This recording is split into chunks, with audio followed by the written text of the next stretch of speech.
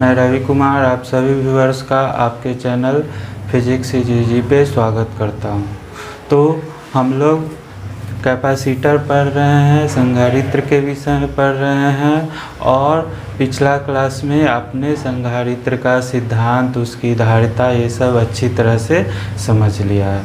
तो संधारित्र आपका कई प्रकार के होते हैं, लेकिन मुख्य रूप से हम लोग को पैरेलल प्लेट कैपेसिटर यानी समांतर पट संधारित्र और गोलीय कैपेसिटर यानी कि स्फेरिकल कैपेसिटर, इन दोनों के विषय में आपको हमेशा एग्जाम में बोर्ड में पूछते रहता है और काफ़ी इम्पोर्टेंट भी है।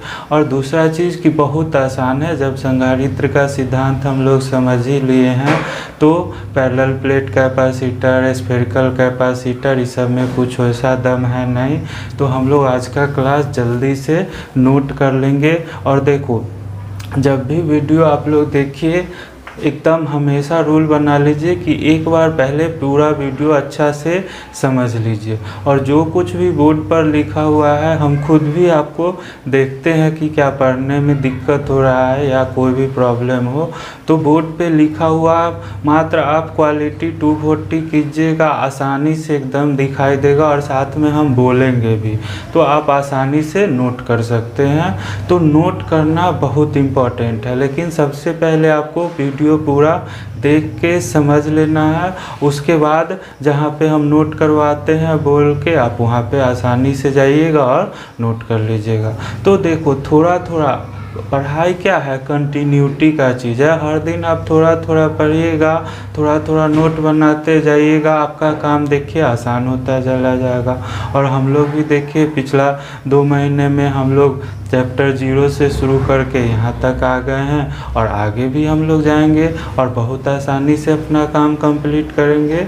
तो मेन चीज़ यही है कि हाथ पे हाथ नहीं धरे रहना है, कुछ न कुछ अपना काम साधन जारी रखना है।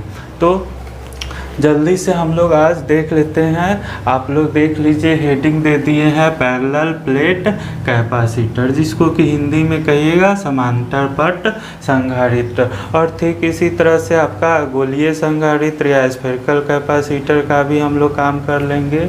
तो देख लीजिए, लिखा है हमने कि इसमें धातु की 2 वृत्ताकार अथवा आयताकार समतल प्लेटें होती है जो एक दूसरे से कुछ दूरी पर परस्पर समांतर रखी होती है।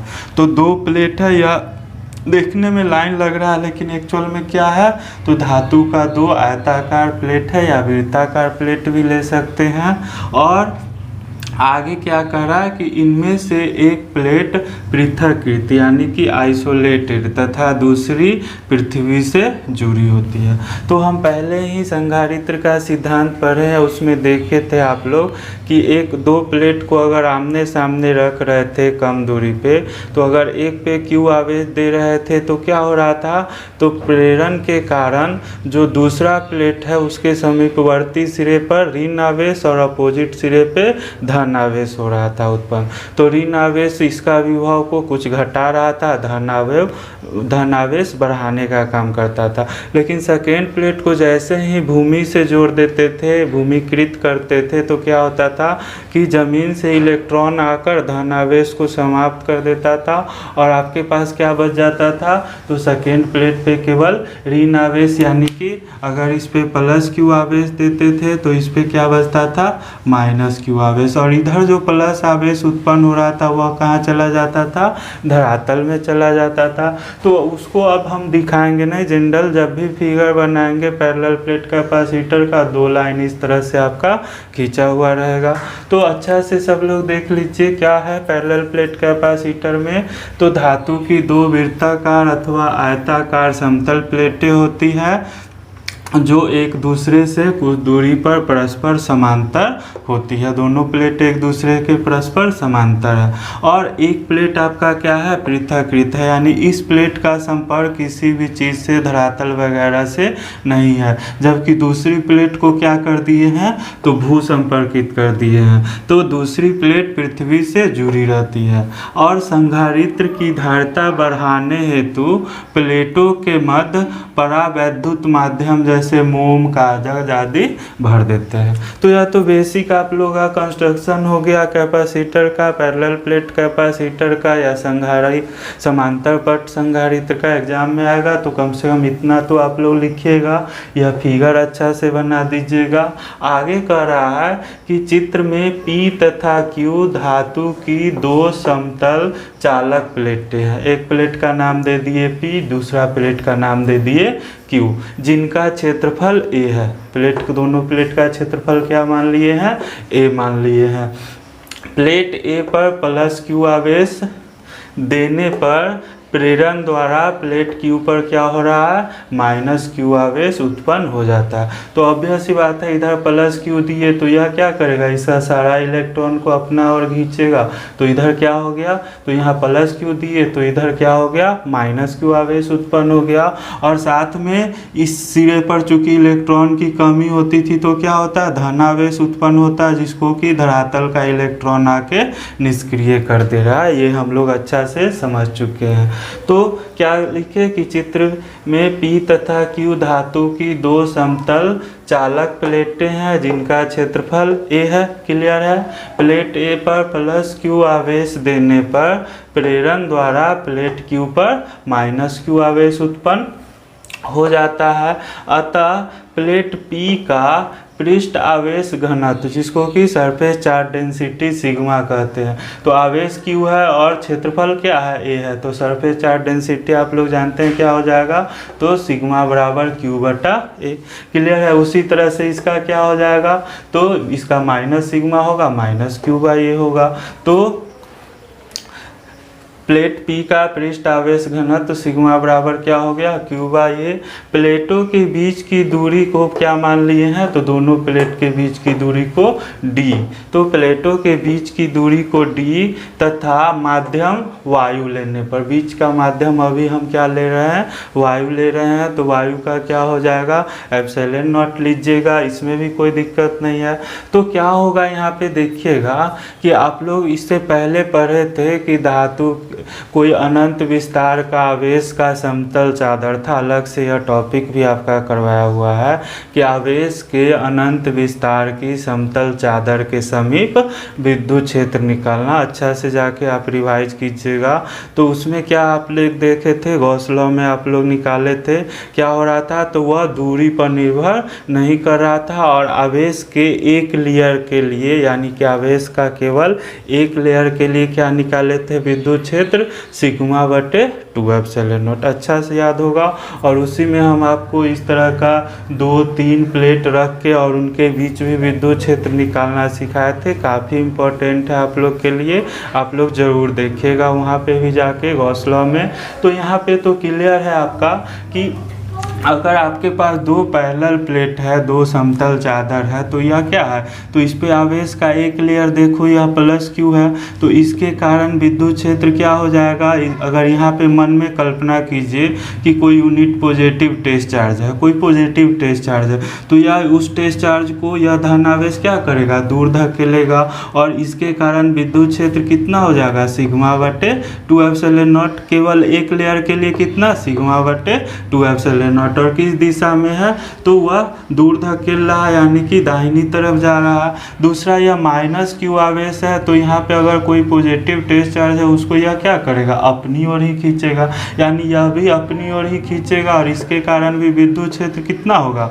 तो इस चादर के लिए भी सिग्मा बटे 2 एप्सिलॉन नॉट। तो ध्यान से देख लीजिए, एक लेयर आवेश का यह है अनंत विस्तार का, इसके लिए सिग्मा बटे 2 एप्सिलॉन नॉट। और इस लेयर के लिए भी क्या हो गया? सिग्मा बटे 2 एप्सिलॉन नॉट। और दोनों क्या है? एक ही दिशा में है। इलेक्ट्रिक फील्ड आपका सदिश राशि है, वेक्टर क्वांटिटी है, दोनों क्या हो गया? जुड़ गया। तो सिग्मा बटे 2 एप्सिलॉन नॉट प्लस सिग्मा बटे 2 एप्सिलॉन नॉट क्या हो गया?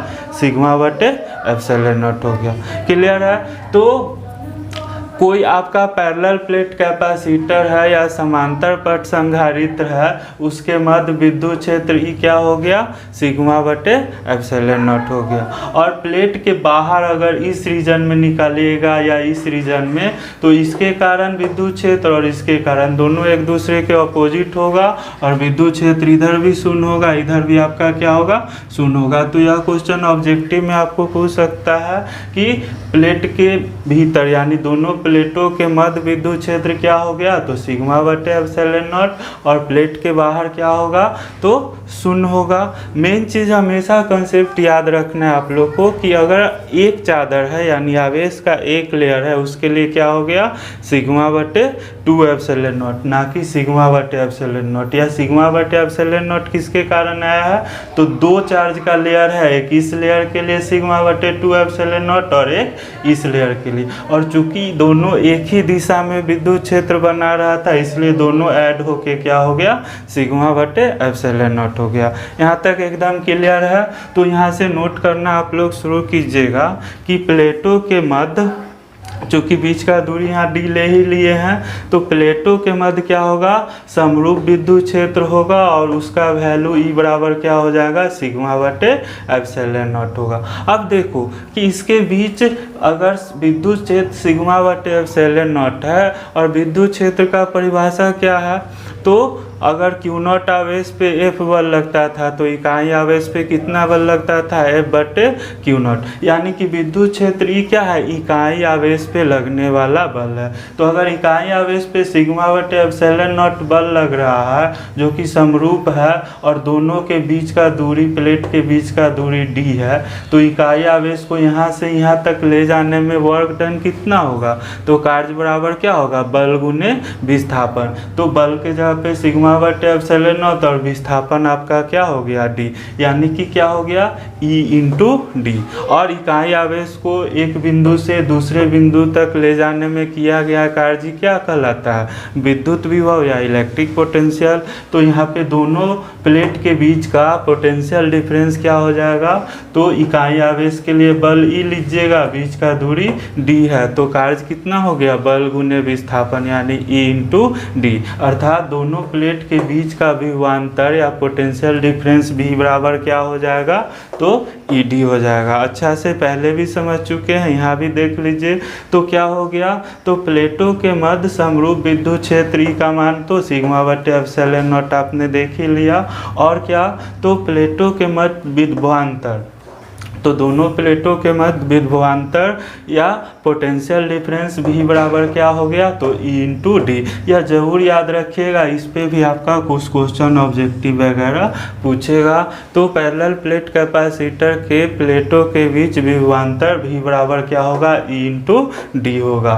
और ई बराबर क्या आपको पता है, सिग्मा बटे एप्सिलॉन नॉट। तो ई बराबर सिग्मा बटे एप्सिलॉन नॉट रखने पर क्या हो जाएगा, तो भी बराबर ई डी तो है ही, के जगह पे आपने सिग्मा बटे एप्सिलॉन नॉट रख दिया इंटू डी। और फिर आपको पता है कि सिग्मा का वैल्यू क्या होता है, तो आवेश का पृष्ठ घनत्व क्या होता है, क्यू बटे ए।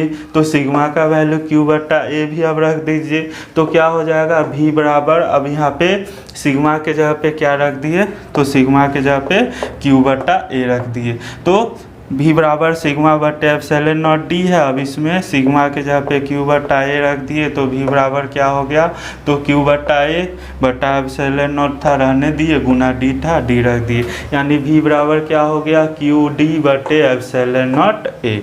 अब इसके बाद है कि हम जानते हैं कैपेसिटर के लिए क्या होता है, क्यू बराबर सी वी। तो क्यू बराबर सी वी होता है, यहाँ से सी बराबर क्या हो जाएगा, क्यू बटा वी। यहाँ से सी बराबर क्यू रहने देते हैं और v का वैल्यू कितना निकाल लिया आपने, क्यू डी बटे एप्सिलॉन नॉट ए। तो c बटा v के जगह पे क्या रख दिए, क्यू डी बटे एप्सिलॉन नॉट ए। q से q कट गया, या एप्सिलॉन नॉट बटा में था ऊपर चला गया, तो एप्सिलॉन नॉट ए बटे डी। यानी कि समांतर प्लेट कैपेसिटर या संधारित्र का, पैरेलल प्लेट कैपेसिटर का कैपेसिटेंस सी कितना आया, एप्सिलॉन नॉट ए बटा डी।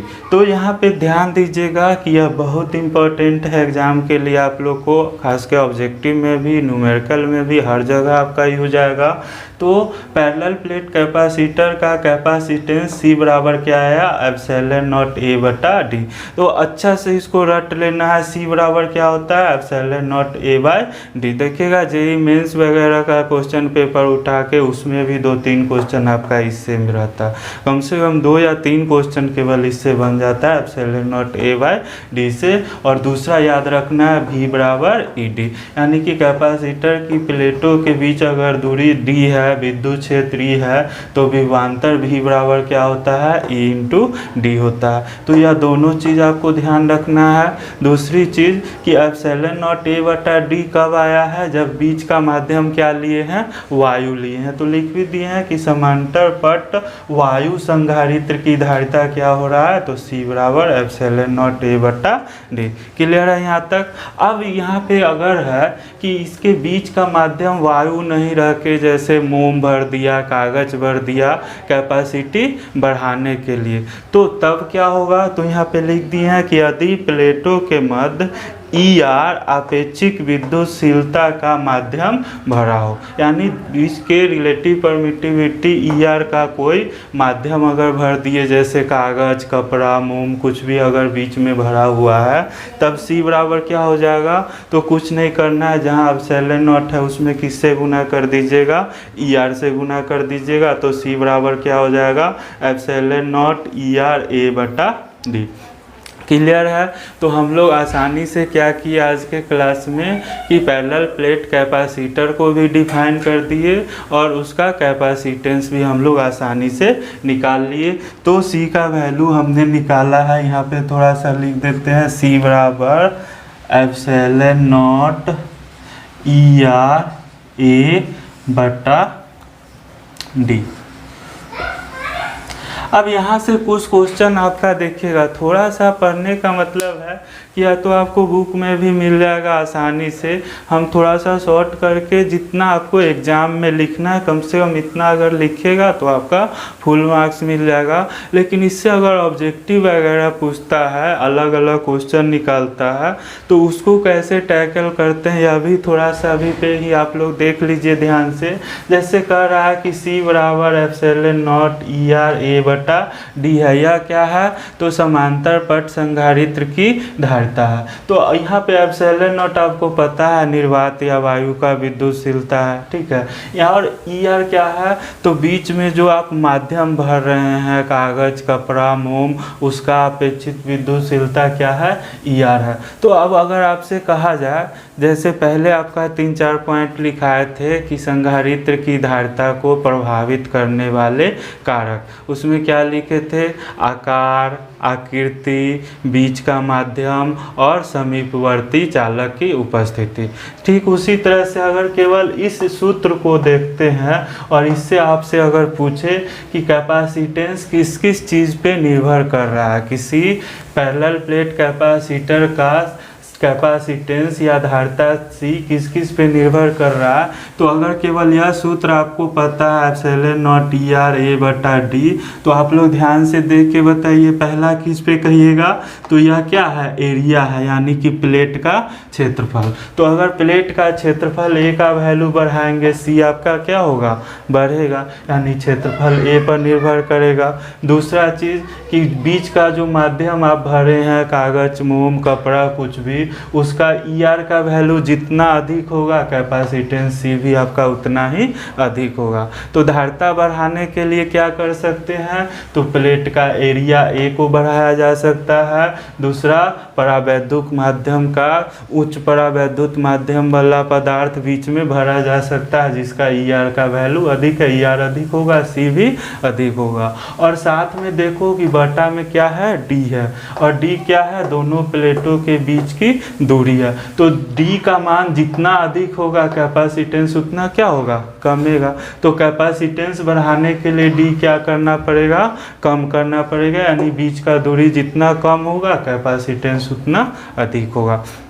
तो अच्छा से समझ लीजिए, केवल यह फार्मूला आपको पता है तो इसी से आपका ऑब्जेक्टिव बन जाएगा कि किसी पैरेलल प्लेट कैपेसिटर का प्लेट एरिया ए बढ़ाइएगा तो उसका धारिता क्या होगा, बढ़ेगा। 4 ऑप्शन दे देगा, बढ़ता है, घटता है, अप्रभावित रहता है, इस तरह से। तो ए का वैल्यू बढ़ेगा यानी प्लेट का एरिया बढ़ेगा, कैपेसिटेंस क्या हो जाएगा, बढ़ जाएगा। दूसरा, बीच में कोई अन्य माध्यम भरिएगा तो ई आर का वैल्यू जैसे जैसे बढ़ेगा कैपेसिटेंस सी भी आपका क्या होगा, बढ़ेगा। और तीसरा क्या हो गया, तो बीच का दूरी डी, तो अगर दोनों प्लेट के बीच की दूरी डी बढ़ेगा तो कैपेसिटेंस आपका क्या होगा, घटेगा। यानी कि धारिता बढ़ाने के लिए बीच की दूरी को क्या रखना पड़ेगा, कम रखना पड़ेगा। क्लियर है एकदम सबको, कहीं से कोई दिक्कत नहीं है, देख लीजिए अच्छा से। तो इसको अगर आप लोग अच्छा से समझ लिए हैं तो इसको निश्चित रूप से आप अपना नोटबुक में नोट कर लेंगे और मुश्किल से एक पेज में ही आपका आ जाएगा, एक पेज से कम ही जगह लगेगा।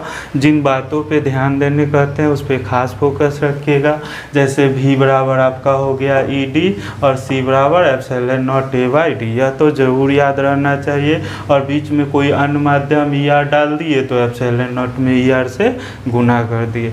तो वह किस किस पे निर्भर करता है थोड़ा सा हम वह पॉइंट भी आप लोग का लिख देते हैं। उसके बाद आज का लेक्चर यहीं पे रखेंगे आप लोग का, फिर अगला लेक्चर में आप लोग से मिलते हैं। तो यहाँ तक अच्छा से नोट कर लो। और C का वैल्यू किस किस पे डिपेंड करता है वह भी 2-3 पॉइंट हम लिख ही देते हैं।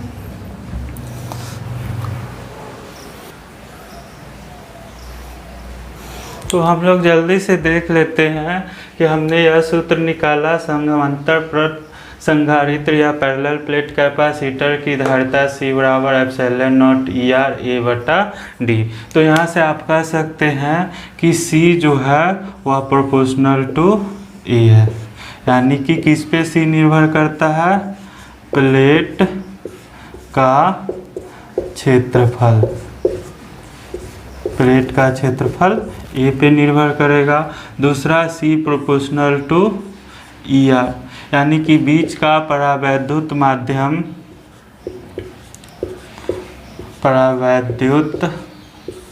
माध्यम की आपेक्षिक विद्युतशीलता।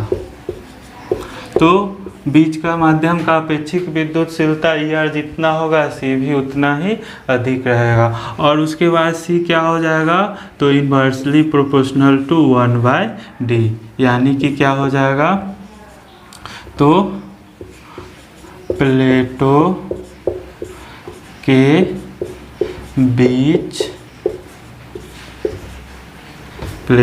बीच की दूरी।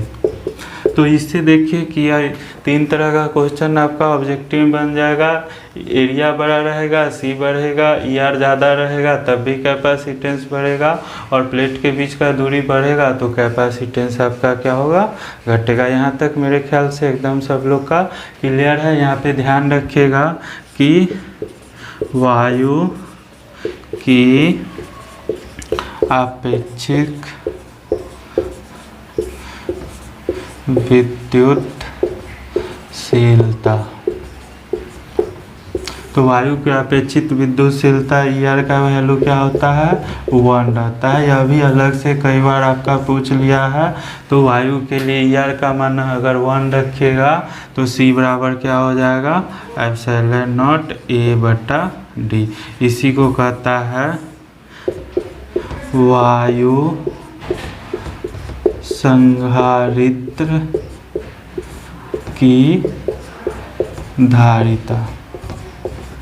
तो वायु संधारित्र की धारिता क्या हो गया, एप्सिलॉन नॉट A/D। वायु संधारित्र का मतलब क्या हो गया कि प्लेटों के बीच का माध्यम क्या है, वायु है। वायु के लिए ER का मान 1 रखता है। साथ ही यह भी थोड़ा सा आप लोग पॉइंट में नोट कर लीजिएगा, हालांकि पहले भी लिखा चुके हैं कि धातु के लिए ER क्या हो जाएगा, इनफाइनाइट हो जाता है।